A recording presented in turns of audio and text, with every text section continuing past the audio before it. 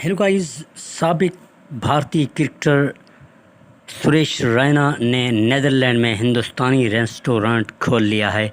साबिक भारतीय cricketer Indian Premier League Chennai Super King की नुमाइंदगी करने वाले सुरेश रैना ने नेदरलैंड के दारुल हुकूमत एम्स्टर्डम में रेस्टोरेंट खोल लिया है। साबिक भारतीय क्रिकेटर ने समाजी वेबसाइट राब्ते की वेबसाइट ट्विटर पर ट्वीट करते हुए अपने पैगाम में लिखा है कि मैं एम्स्टर्डम में रैना इंडियन रेस्टोरेंट को मुतारिफ कराते हुए पुरजोश हूँ।